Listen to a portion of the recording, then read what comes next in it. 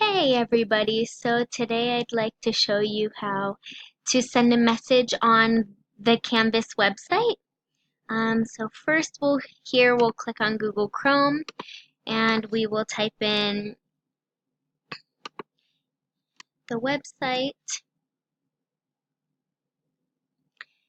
So I will show you on this class.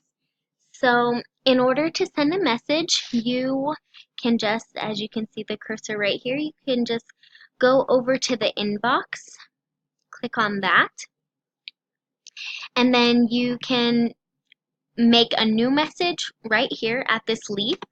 And if you press on that, you're able to choose the class that you want to send it to and the name of somebody. If someone in the class has the name Ashley, you'll be able to send it to them just like a regular message. But that's what I like to show you today. Thanks.